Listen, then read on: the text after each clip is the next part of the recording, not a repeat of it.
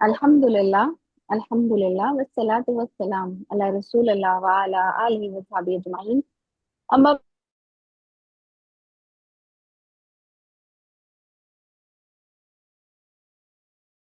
या अय्युहल्लज़ीना आमनू सल्लु अलैहि व सल्लिमू तस्लीमा।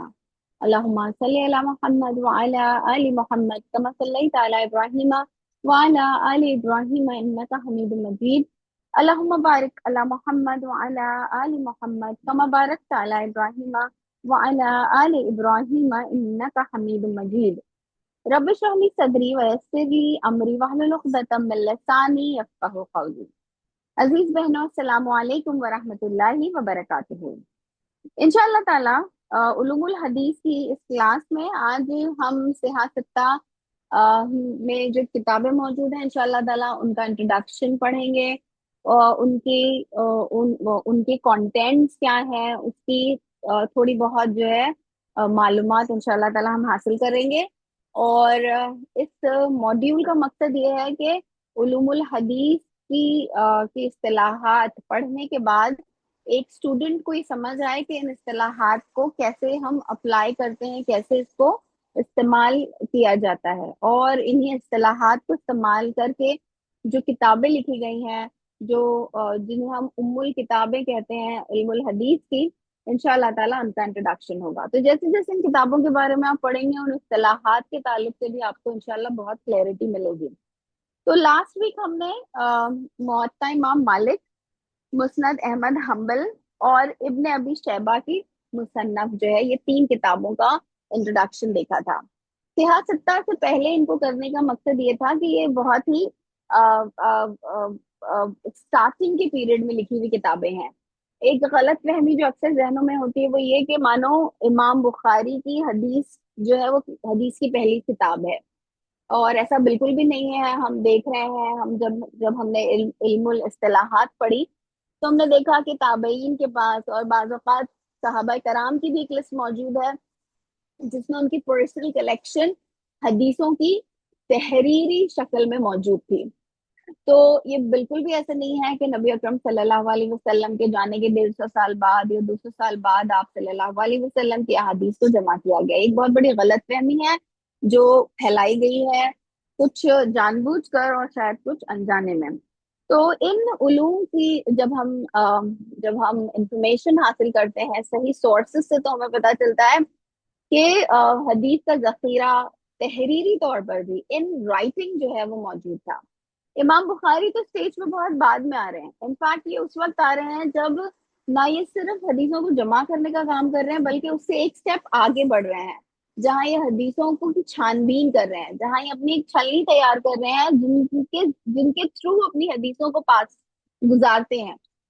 तो इसका मतलब ये है कि इन्होंने अब उसूल और जवाबित जो है मुकर्रर किए। देखिए, ये किसी भी साइंस का, किसी भी इल्म का जो है, ये एक इर्तिकाई सफर होता है। इर्तिकाई एक एवोल्यूशनरी प्रोसेस होता है। जैसे हर चीज में, फॉर एग्जाम्पल, एक बहुत ही सिंपल से एग्जाम्पल मैं आपको दूं कि सोना सोना जो गोल्ड है वो जमीन में एक एक खाम शक्ल में मौजूद होता है ना, तो उसे निकाला जाता है जमीन के अंदर से। लेकिन वो खाम सोना जो है मेरे और आपके किसी काम का नहीं होता। वो हमारे काम का कब होता है? जब वो एक प्रोसेस से गुजर कर आता है, यानी जब वो अलग अलग सूरतों से गुजरता है, उसकी उसकी जो है फिर बाद में डिजाइन दी जाती है, उसको जेवर की शक्ल दी जाती है या उसको कॉइन की शक्ल, बड़े जिसको हम यूज करते हैं। तो उसको एक प्रोसेस से गुजरना पड़ता है, तब कहीं जाकर वो हमारे लिए यूजफुल होता है।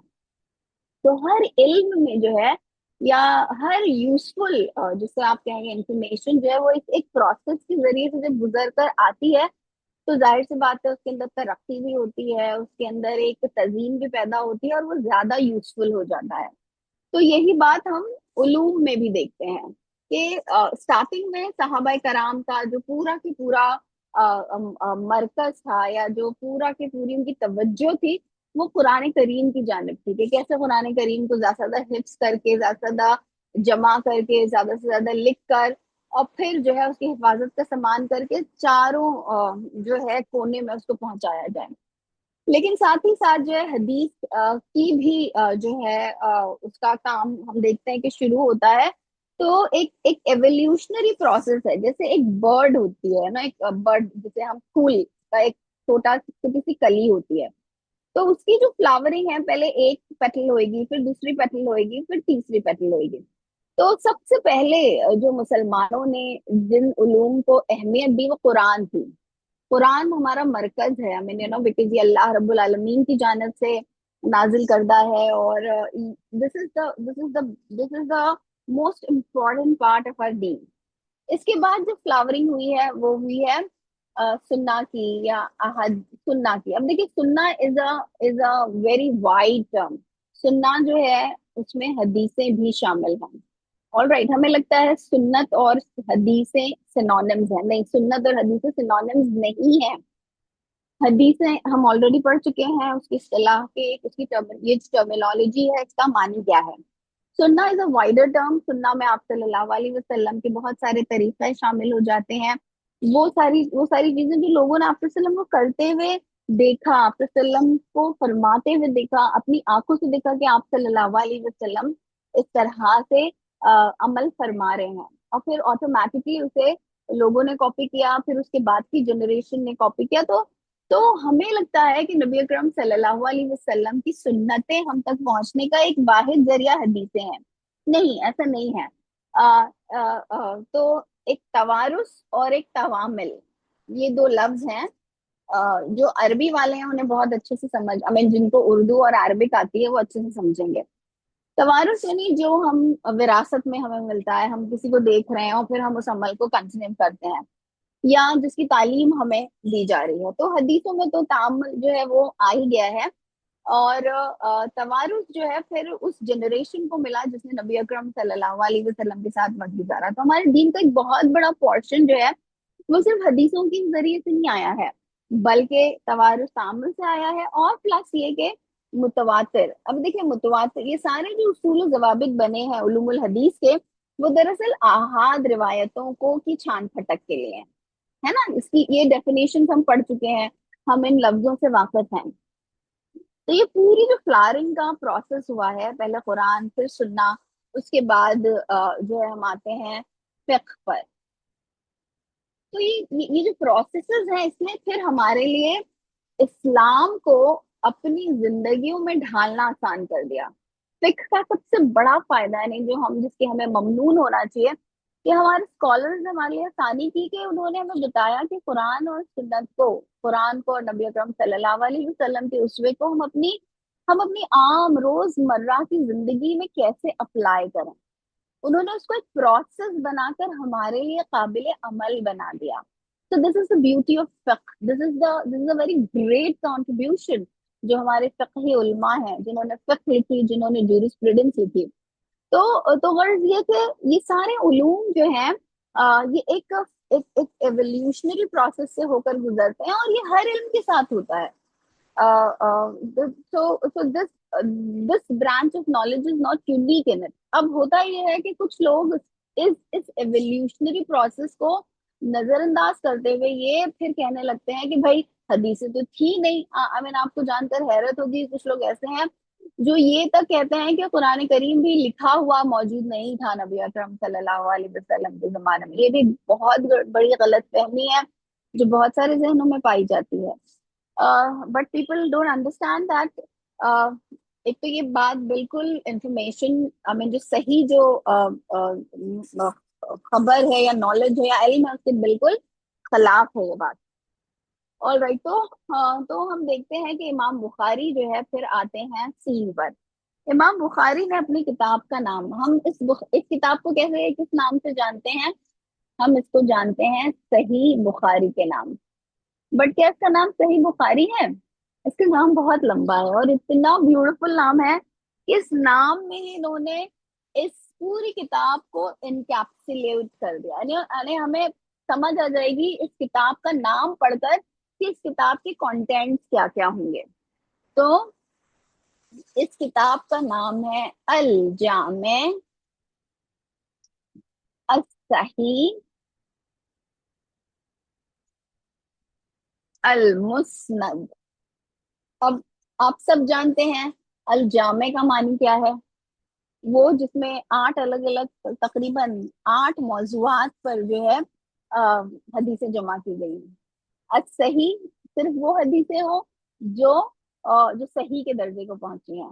المسند جس میں جو صحابہ کرام ہیں ان کی ہر صحابی کی ساری حدیثوں کو ایک جگہ جمع کر دیا گیا. اس کے بعد من، اب یہ اتنا ہی نام نہیں ہے، جامع صحیح مسند نہیں ہے. من امور، امور رسول اللہ، رسول اللہ صلی اللہ علیہ وسلم وسننہ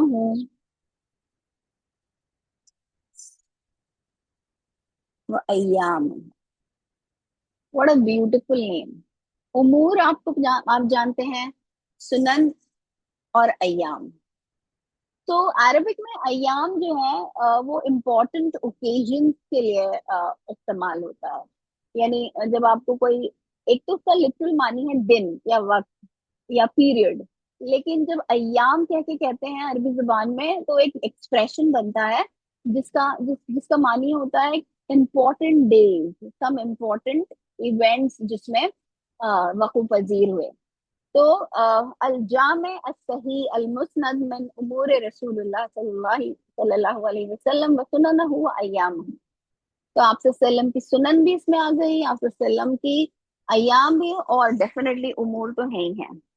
تو دیکھیے اس سے بہتر نام صحیح بخاری کا ہم لوگ اس کو صرف صحیح بخاری کے نام سے جانتے ہیں، جبکہ اس میں اتنی اس پورے ہیڈنگ میں یا اس کا جو ٹائٹل ہے، اس کا اس سے بہتر کوئی ٹائٹل ہو ہی نہیں سکتا تھا، کیونکہ اس کی جو جامعیت ہے اس کتاب کی. امام بخاری از دا فرسٹ ون، جیسا کہ ہم نے دیکھا کہ وہ صرف حدیثوں کو کلیکٹ نہیں کر رہے ہیں بلکہ حدیثوں کی چھان بین کر رہے ہیں. وہ یہ اصول اور ضوابط مقرر کر رہے ہیں کہ کون سی صحیح ہے، کون سی کم صحیح ہے، کسی میں ضعف ہے. اب دیکھیے اس میں جو ہے حدیث کی تعداد کتنی ہے. اگر ہم دیکھیں تو تقریباً 10,000 کے قریب جو ہے اس میں حدیث ہے، رفلی ٹو بی ایگزیکٹ 9,000 ہیں چند لوگوں کے نزدیک. اب یہ ساری انہوں نے یہ جو 10,000 یا 9,000 حدیثیں ہیں، جب انہوں نے ان کو اپنے جامع الصحیح المسند من امور رسول اللہ صلی اللہ علیہ وسلم وسننہ و ایامہ میں جمع کیا، تو ایکچولی انہوں نے 6 لاکھ پہلے حدیثیں جو ہیں وہ جمع کی تھی. ان 6 لاکھ حدیثوں میں سے انہوں نے صرف 9 سے 10 ہزار حدیثیں ایسی ہیں جن کو منتخب کیا. اور ٹو بی ویری پریسائز امام نووی اور شیخ ابن صلاح، جن کی کتاب کو ہم نے ریفر کیا ہے مصطلحات کو سمجھنے کے لیے، ان کے مطابق بخاری میں کل 7,275 حدیثیں ہیں. To be precise they did a counting. اور اس میں سے بہت ساری حدیثیں جو ہیں وہ ریپیٹیٹیو ہیں، یعنی ایک باب میں بیان ہوئی ہیں، پھر دوسرے باب میں بھی بیان ہوئی ہیں. تو اگر ان ریپیٹیشن کو ختم کر دیا جائے تو صرف 4,000 حدیثیں بچتی ہیں. دیکھیے اس سے پہلے بھی ہم نے دیکھا نا، جو ہم پہلے کے بھی جو کتابیں دیکھ کر آئے ہیں، مور لیس جو صحیح حدیثیں ہیں، جو صحت کے اعتبار سے صحیح کو پہنچتی ہیں، ان کی تعداد جو ہے وہ ارلیئر بکس میں بھی ہم نے دیکھا تقریباً اتنی ہے. اب انہوں نے ان کے صحیح بخاری میں الجامع الصحیح المسند من امور رسول اللہ صلی اللہ علیہ وسلم وسننہ ایامہ جو ہے، اس میں کتابوں کی تعداد 160 ہے. جیسے کتاب الطہارہ ہے، کتاب الصلاح ہے، رائٹ. اور اس میں جو ابواب ہیں وہ تقریباً 3,450 ابواب ہیں. اور انہوں نے جن شیوخ سے حدیث لی ہے صحیح بخاری نے، ان کی تعداد 289 ہے، 279 ہے. پھر اس کتاب کی دوسری خصوصیت یہ ہے کہ اس میں 22 حدیثیں ایسی ہیں جو نبی اکرم صلی اللہ علیہ وسلم کے بعد سے صرف 3 واسطوں سے امام بخاری تک پہنچی ہیں، جنہیں सलासियात कहते हैं, है ना। इसको भी हम देख चुके हैं इससे पहले वाली क्लास में। तो और इमाम साहब को, इमाम बुखारी रहमतुल्लाह को इस पे बहुत फख्र होता है, उन्होंने ऐसी 22 हदीसें जो है वो जमा की हैं। तो सही बुखारी की जो ये तो उसकी इंफॉर्मेशन थी, डिटेल थी। अब ये सही हदीस की, आई मीन ये हदीस की एक ऐसी किताब है जिसमें सेहत पर बहुत जोर दिया गया। सिर्फ हदीसों को जमा करना ही नहीं, बल्कि कुछ उसूल और कवायद मुकर्रर करके उन्हें जो है एक जिल्द में जमा किया गया। अब इमाम बुखारी ने इतना बड़ा मॉन्यूमेंटल टास्क किया कैसे? देखिए, पहले तो लाखों हदीसों को जमा करो। अब देखिए, लाखों हदीसों को जमा करना हमारी तरह नहीं होता था। हमारे दीन में ये जो पूरा सनद का और इस्नाद का जो तरीका है, वो आज की जो स्कॉलरशिप है वो उससे बहुत मुख्तलिफ है और उससे बहुत ज्यादा स्ट्रिंजेंट है। आज जब हम कोई किताब लिखते हैं, जब हम अपना डेसिटेशन लिखते हैं मास्टर्स में या पीएचडी में, तो अगर हमने किसी ऑथर को कोट किया है, तो हमें, अगर हम कोई स्टेटमेंट लिखते हैं तो हमें उसका एविडेंस देना पड़ता है। तो हम क्या करते हैं, हम उस ऑथर की बुक लेते हैं, बुक का नाम लिखते हैं, उस ऑथर का नाम लिखते हैं, पब्लिशर का नाम लिखते हैं, और कहाँ ये किताब अवेलेबल है। तो ये इन्फॉर्मेशन देनी पड़ती है। जब तक कि हम ये इन्फॉर्मेशन नहीं देंगे, हमारी किताब जो है वो सेहत के दर्जे को नहीं पहुंचती। इसी तरह एक दूसरा मसला हमारे दौर में प्लेजरिज्म का है। प्लेजरिज्म ये कि हम जो है एक बात किसी और की अपनी किताब बना के लिख दें, और वो हमारी बात नहीं है, किसी और की बात है। या किसी का कोई बाब हमने, या कोई सफा या कोई पैराग्राफ जो हमने कॉपी करके लिख दिया। तो जिस किताब में प्लेजरिज्म हो, जिस किताब में ये सारे उसूल और जवाबित का ख्याल नहीं रखा गया हो, फिर उसे एक अच्छी या जिसे हम कहेंगे कि गुड ऑथरशिप के मनाफी माना जाता है। लेकिन उस जमाने में ये इतना आसान नहीं था कि मैं एक लाइब्रेरी में जाऊं, एक मदरसे में जाऊं, किताबें लूं और देखूं कि अच्छा इमाम बुखारी ने ये किया और उनकी हदीसों को कोट कर दूं। उस जमाने में, या हमारी जो उलूमुल इस्लामिया है, जिसमें उलूमुल हदीस है, जिसमें ये सनद और इस्नाद का ये जो पूरा चेन है, इसमें जो तरीका कार होता था वो ये था कि जब तक मैं पर्सनली उन शेख से नहीं मिलती हूँ जिनसे मैं कोट कर रही हूँ, मैं उनको कोट नहीं कर सकती। मैं अगर किसी और से उन शेख की बात सुन रही हूँ, तब भी मैं कोट जो है उनको नहीं कर सकती। और else I have to mention कि अगर सही बुखारी जो है, सपोज इनको अगर बी से कोट करना है, तो इनको बी से जाकर मिलना पड़ेगा। अगर बी जो है, उन्होंने किसी पी को जो है ये हदीस बताई थी, और सही बुखारी का एक्सेस पी तक है, इन तक नहीं है, बी तक नहीं है, तो फिर क्या होगा? फिर सही बुखारी जो है इस सोर्स को मेंशन नहीं कर सकते। ऑल राइट, तो सोचिए, इतना स्ट्रिंजेंट है, सिर्फ किताब को मेंशन करना नहीं होता था। फिर ये भी होता है कि आ, आ, यानी इन पर्सन उस शेख से, जब तक कि मैं, जैसे देखिए आज भी आप देखें कि जो लोग सनद हासिल करते हैं कुरान करीम की नाजिरा में, जिनके पास इजाजा होता है, जिसे हम इजाजा कहते हैं, इजाजा हमारे यहाँ तो जो ग्रेजुएशन होता है या उसकी सर्टिफिकेट जो हमें मिलती है, वो कैसी होती है? हमने किताबें, हमने कॉलेज अटेंड की, हमने एग्जाम दिया, हमने एग्जाम पास कर लिया, तो हमें सर्टिफिकेट मिल जाती है, हमें डिग्री मिल जाती है।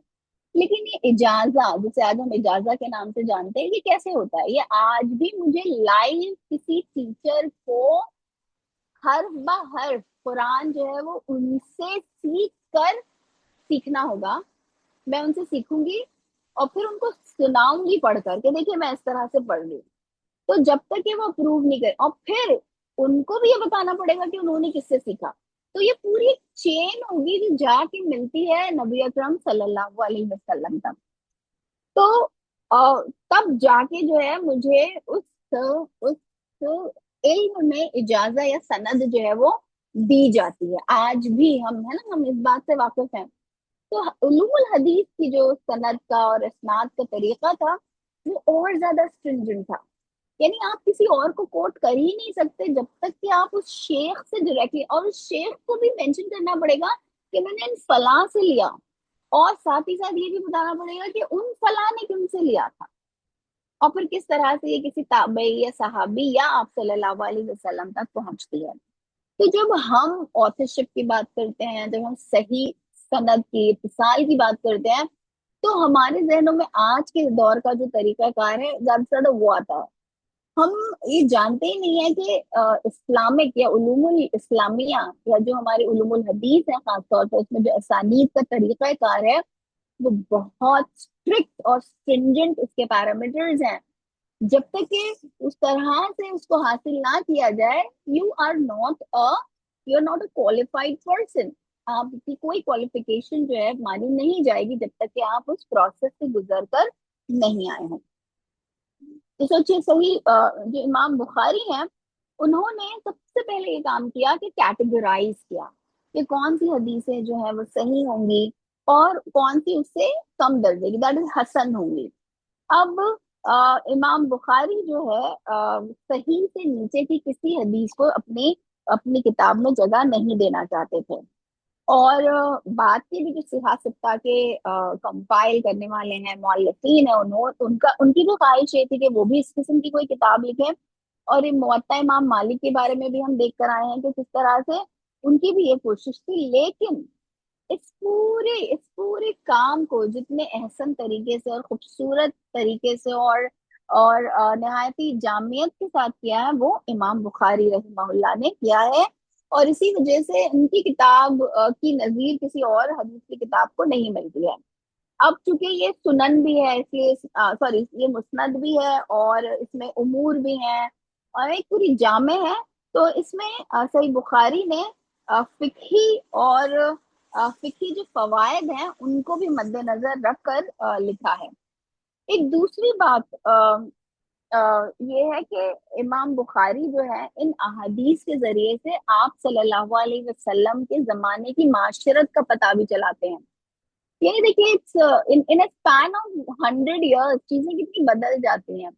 100 ईयर्स के अगर हम अपनी दादी नानी का वक्त याद करें, तो उनके जमाने में, चलिए हम अभी देख लें कि हमारी दादियां कैसे पकाती थी, क्या उनके पास मिक्सर ग्राइंडर था? राइट। हमारी हमारी मदर्स के पास था, हमारी नानी के पास नहीं था, राइट। तो तो इन a span of 60 years, 70 years जो है वो चीजें, या 80 ईयर्स में चीजें कितनी हम अपनी जिंदगियों में देख रहे हैं कि कैसे बदल जाती हैं।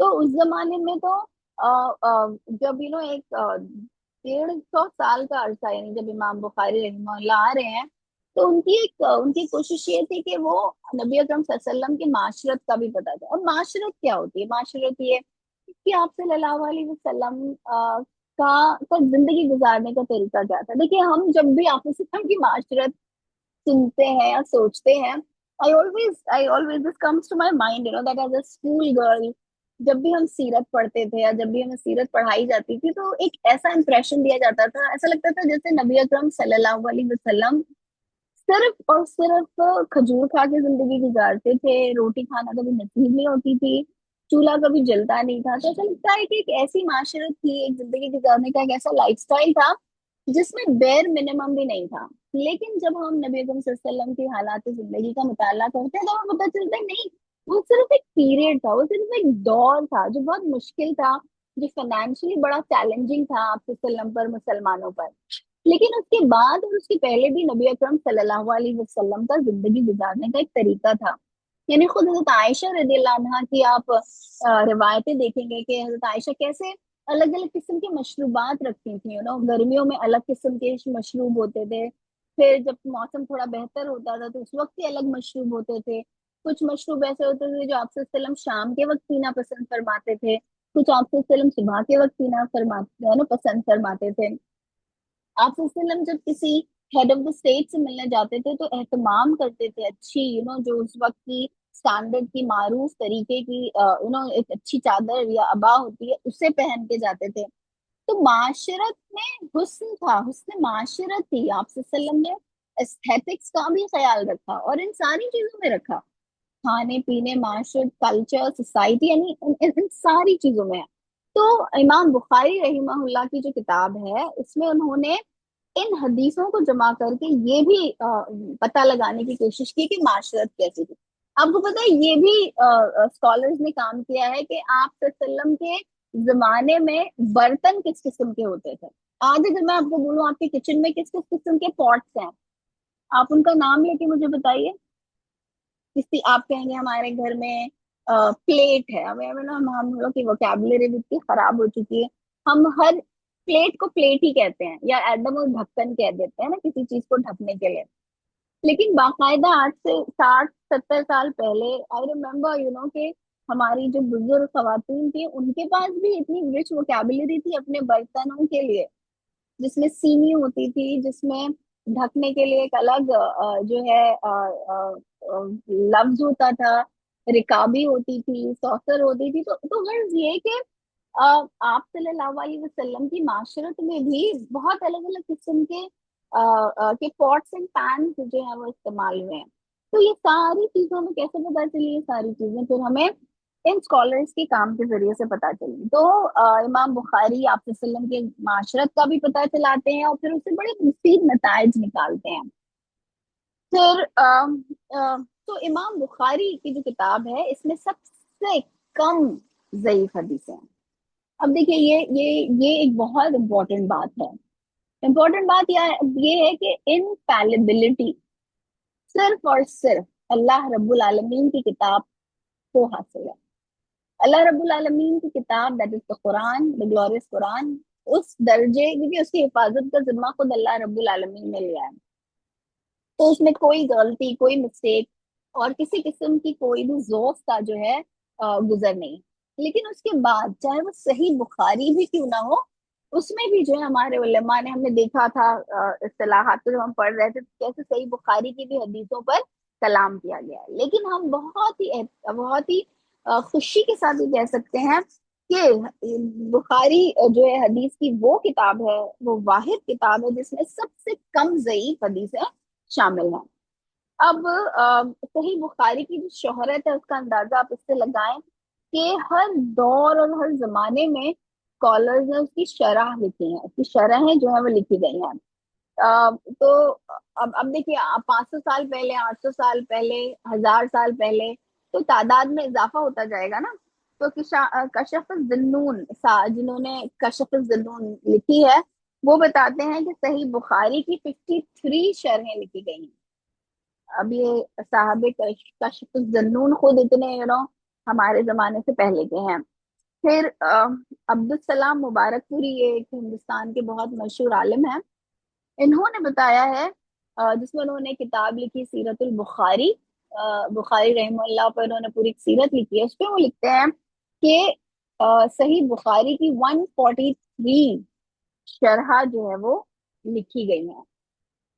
اور اس کے آگے بھی لوگ ہیں جنہوں نے بخاری کی جو the highest number that I have come across is 207 اس کی شرح لکھی گئی ہیں. شرح کیا ہوتی ہے؟ شرح از the further details کہ وہ حدیث جب امام بخاری رحمہ اللہ نے لی تو اس کی مزید اس کا ایکسپلینیشن, اس کی حواشی, اس کی ڈفرینٹ, جیسے ہم قرآن کی آیتیں پڑھتے ہیں اس کی تفسیر ہوتی ہے, رائٹ. قرآن کی تفسیر کیوں لکھی جاتی ہے؟ تاکہ قرآن کو سمجھنے میں آسانی ہو. اسی طرح حدیث کی شرح لکھی جاتی ہے تاکہ حدیث سمجھنے میں ہمیں آسانی ہو. اور اردو زبان میں ہی جو ہے اس کے اراؤنڈ 27 الگ الگ تراجم جو ہیں وہ موجود ہیں, اور ڈیفینیٹلی دوسری زبانوں میں بھی اس کے ترجمے جو ہیں وہ ہوئے ہیں. امام بخاری کا جو پورا نام ہے, نام بھی بڑا انٹرسٹنگ ہے, ویری ایزی ٹو ریمبر, محمد بن اسماعیل بن ابراہیم, کتنا اچھا نام ہے, بن مغیرہ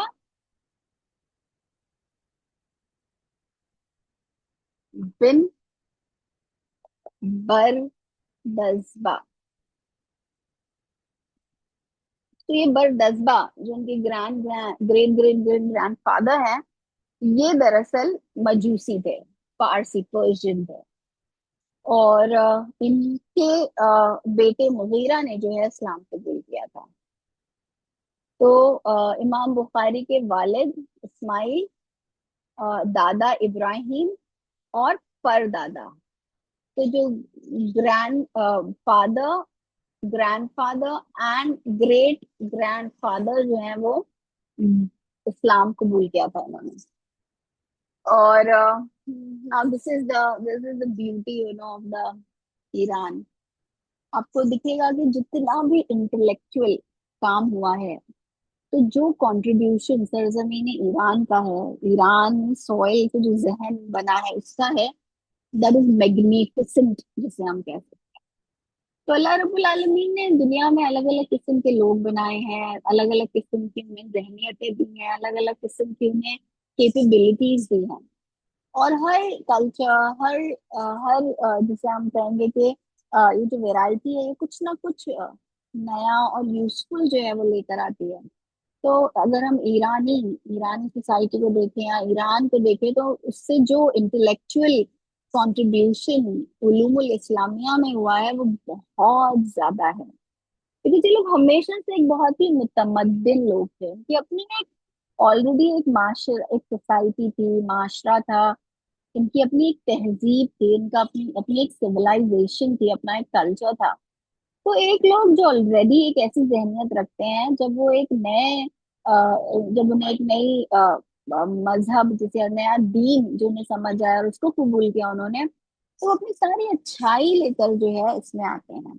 और यही वजह है कि हम देखते हैं कि ईरानियों ने जो कंट्रीब्यूशन किया है उलूमुल इस्लामिया में वो इनॉर्मस है। अब इनके जो वालिद हैं इमाम बुखारी के इस्माइल, इन्होंने भी जो है हदीस से उलूमुल हदीस में जो है ट्रेनिंग हासिल की, मुहद्दिसीन में इनका शुमार होता है। और इमाम बुखारी जो है अपने वतन बुखारा की वजह से ज्यादा मशहूर हैं। अब ये पैदा हुए हैं 194 आफ्टर हिजरी, रफली 200 ईयर्स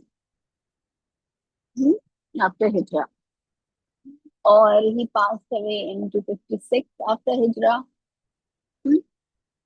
अब समथिंग देखिए, इमाम बुखारी की लाइफ पर भी बहुत सारी चीजें लिखी गई हैं। अब हम यहाँ पे सिर्फ उसकी बहुत ही मुख्तसर डिटेल लेंगे।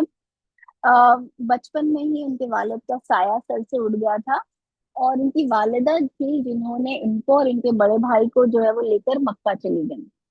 और इमाम साहब की जो इब्तदाई तालीम और तरबियत है वो यहीं हुई।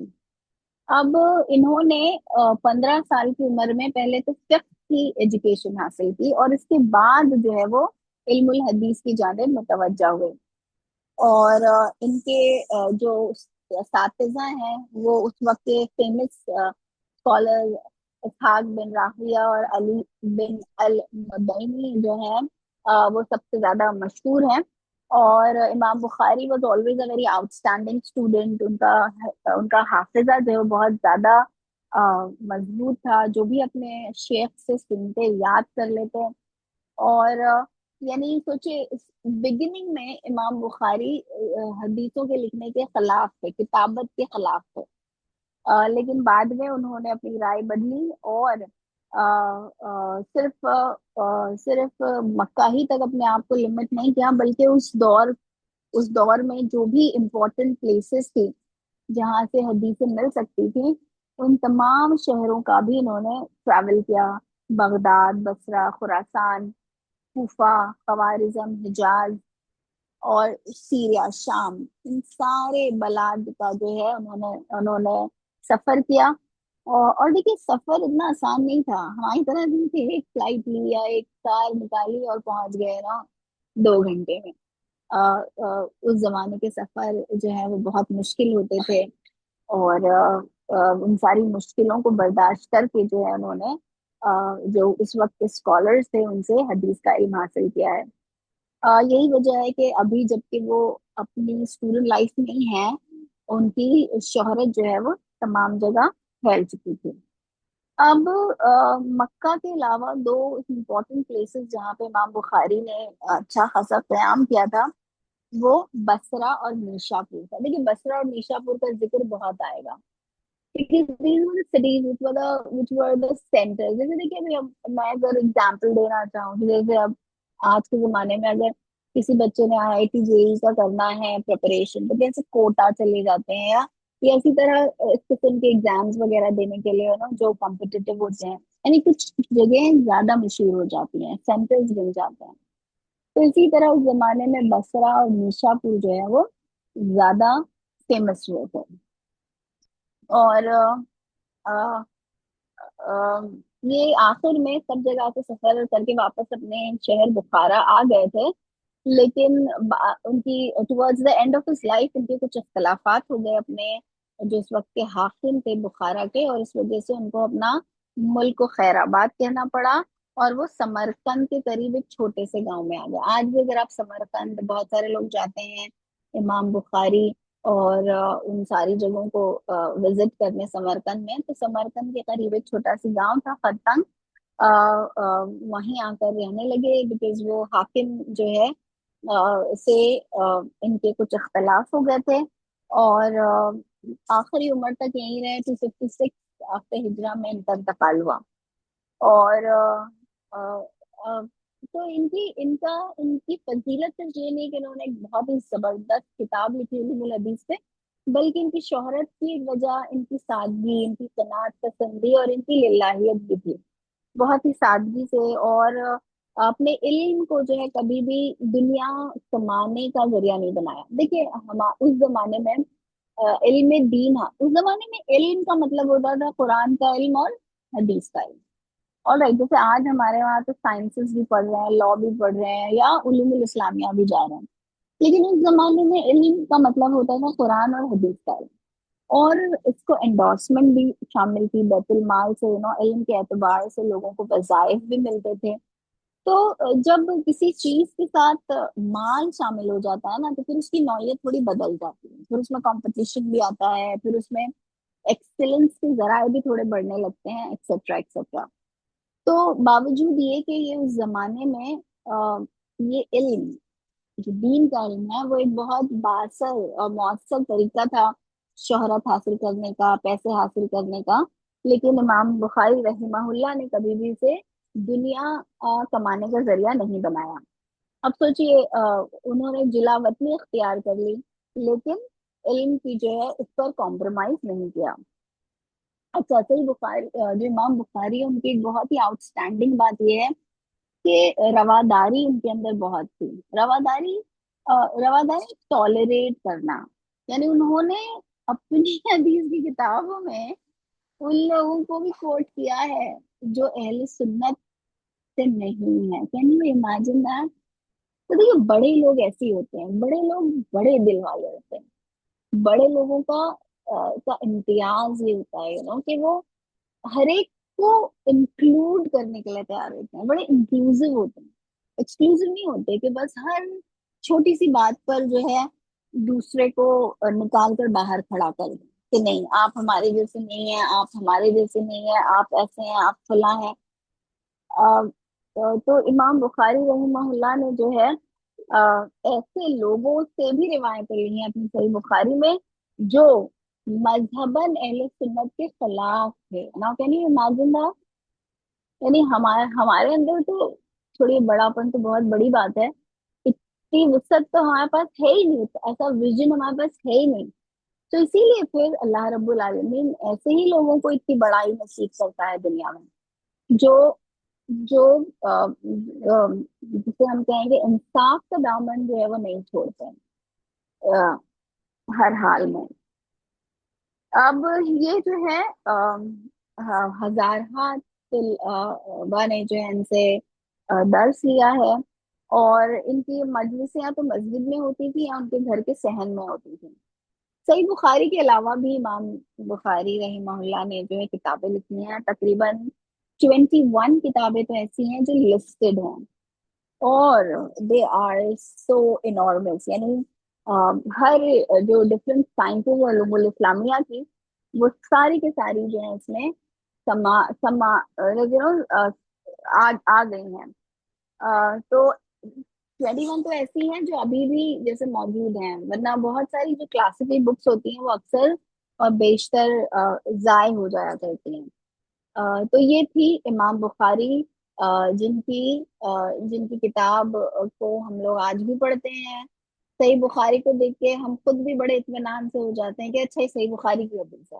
تو ایک کانفیڈنس سب کو ہے صحیح بخاری کے کلیکشن پر. اور اس کا نام ہے الجامع الصحیح المسند من امور رسول اللہ وسننہ و ایامہ. تو انشاء اللہ تعالی یہ تھی صحیح بخاری. اب ہم آتے ہیں دوسری صحیح.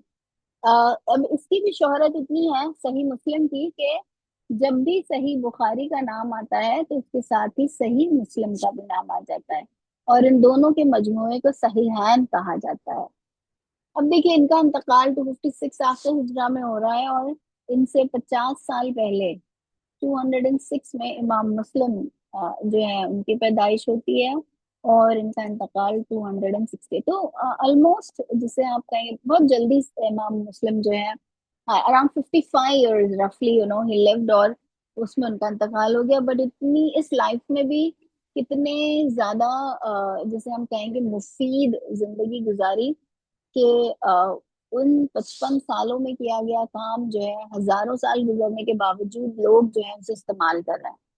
اللہ تعالیٰ ہمیں بھی مفید بنائے ہمارے اسلاف کی طرح. اللہ تعالیٰ ہماری زندگیوں کو میں بھی برکت دے, ہمارے کاموں میں برکت دے, اور اللہ رب العالمین ہم سے بھی ایسی خدمت لے دین کی جو ہمارے لیے صدقہ جاریہ بن جائے. اب امام مسلم کی جو صحیح ہے اس کا پورا نام تھا الجامع الصحیح. بس یہیں پہ رک جائیے. سو اس کا نام جو ہے اتنا ہی ہے, الجامع الصحیح. اور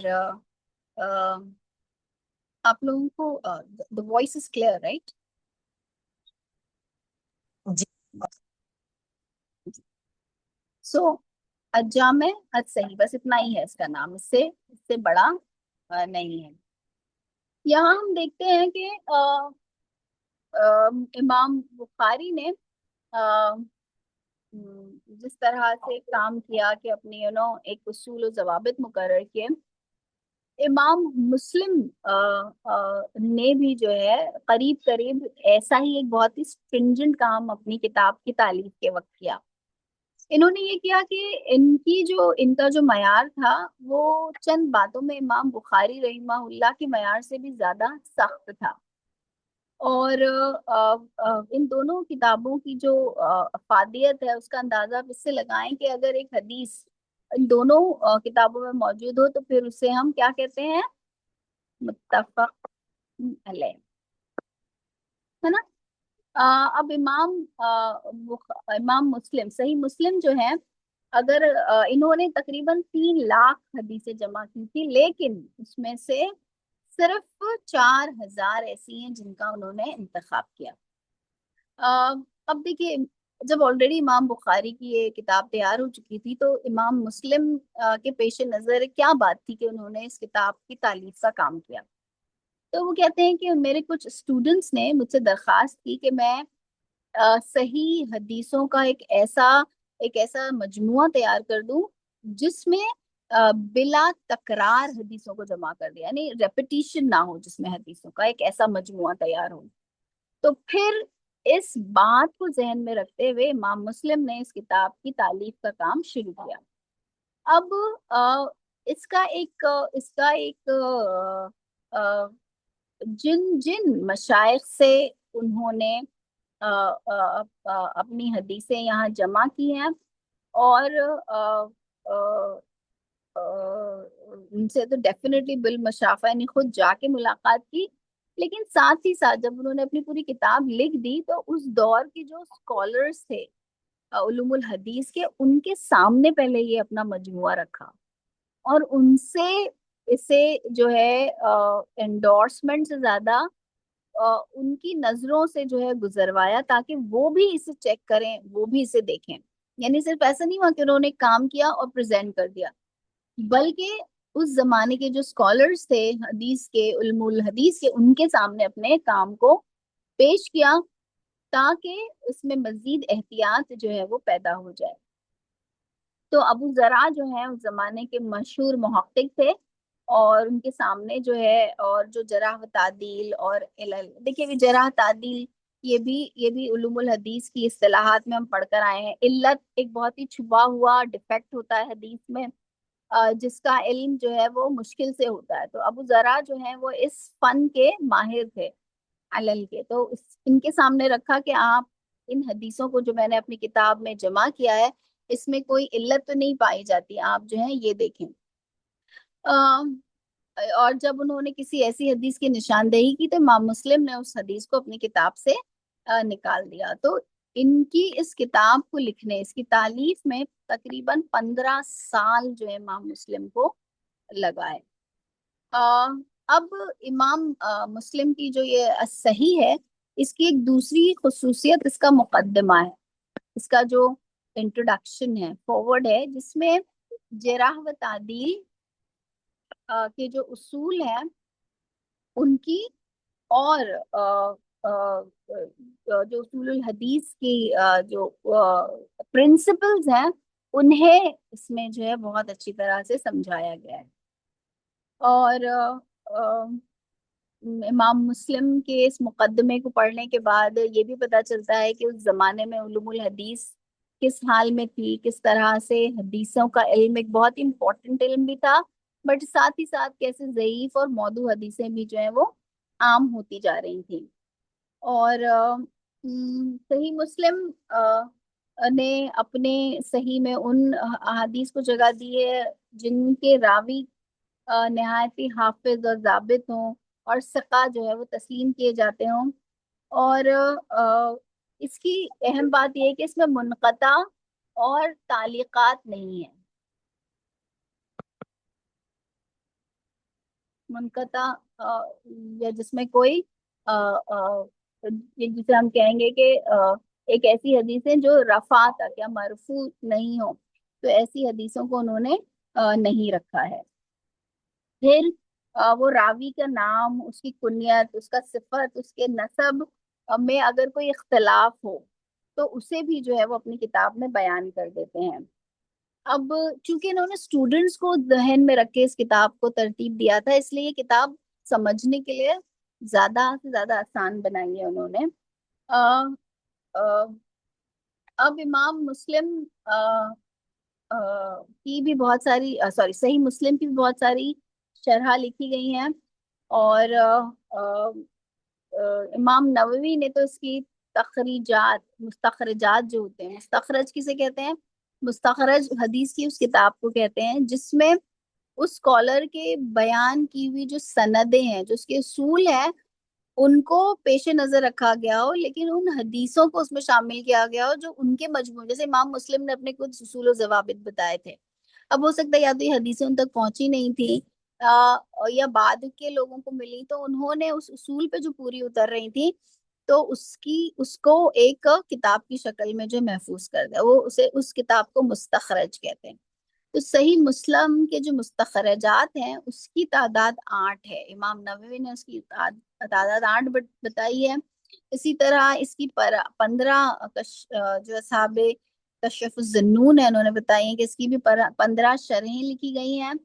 اور اردو زبان میں اس کے تقریباً 10 الگ الگ ترجمے جو ہیں وہ ہو چکے ہیں. اب امام مسلم جو ہے ان کا پورا نام مسلم بن حجاج بن مسلم بن برد ہے. اور ان کی جو کنیت ہے یہ ہے ابو الحسین. اور ان کا جو لقب تھا وہ ساقر الدین ہے. اور ان کا جو سلسلہ ہے، فیملی ٹری، یہ قشیر، ایک عربوں کا ایک قبیلہ ہے قشیر، اس سے جا کے ملتا ہے. یہ عرب ہے، ناٹ این اجمی، اور اسی لیے یہ قشیری بھی کہلاتے ہیں. اور 206 آفٹر ہجری میں یہ نیشا پور میں پیدا ہوئے، خراسان. جیسے کہ میں نے آپ کو بتایا کہ یہ تو اسی مرکز میں ہی پیدا ہوئے جہاں پہ علوم و فنون کا دورہ تھا. اور بڑے بڑے جو اسکالر تھے اس زمانے کے، امام زہینی اور امام راہویہ، یہ سارے کے سارے وہاں موجود تھے. امام مسلم کی زندگی کے جو ابتدائی دور ہیں اس کے بارے میں بہت زیادہ معلومات نہیں ملتی. صرف اتنا پتہ چلتا ہے کہ 12 سال کی عمر سے انہوں نے علوم الحدیث کا حصول، اس کی تعلیم جو ہے وہ شروع کر دی تھی.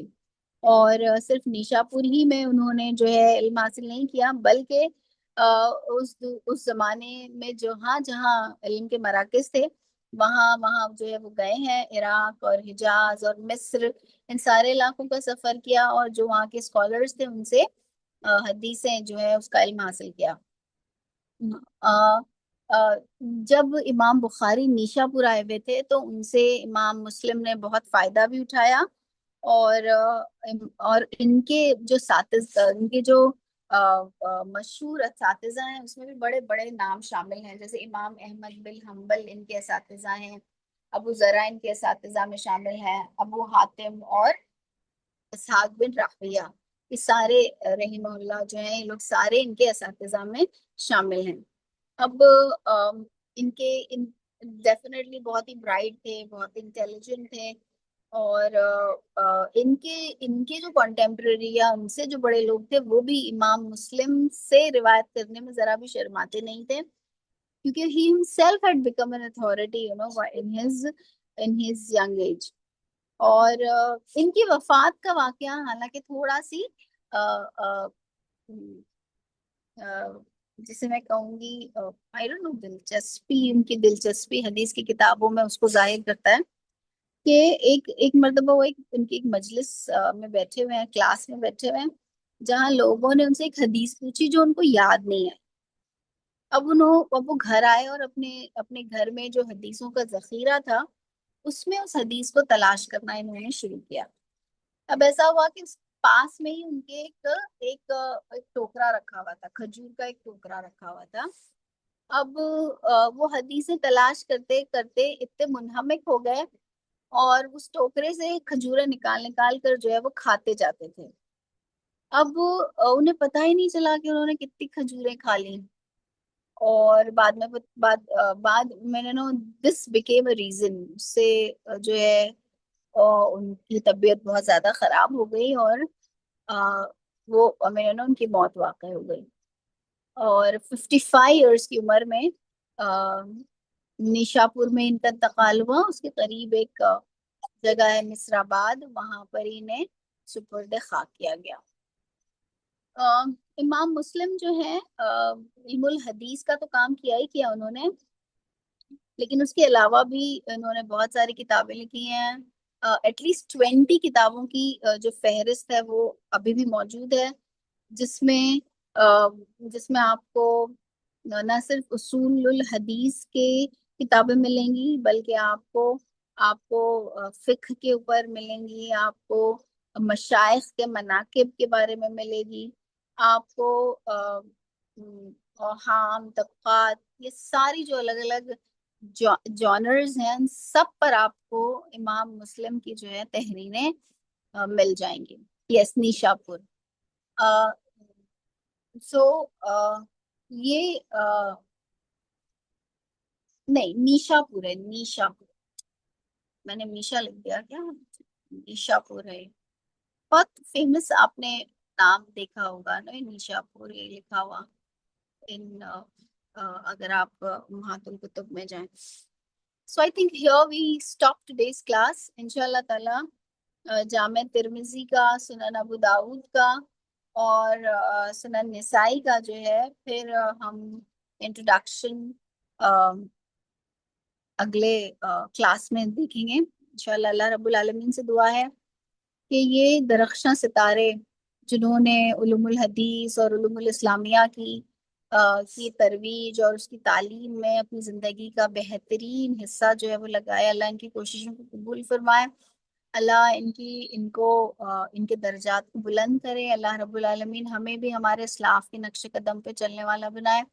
اللہ تعالیٰ ہمارے اندر بھی علم کے لیے شوق اور ذوق پیدا فرمائے. اللہ تعالیٰ ہمارے دلوں میں بھی اس کی عبادت کا ذوق دے، اور ہمیں ایسا علم حاصل کرنے والا بنائے جو نفع بخش ہو، جو اللہ کے وہاں قبولیت کے درجے کو پہنچے، اور ہماری اولادوں کو اللہ رب العالمین مسلمان اور نبی اکرم صلی اللہ علیہ وسلم کی امتیوں میں کاؤنٹ کرے.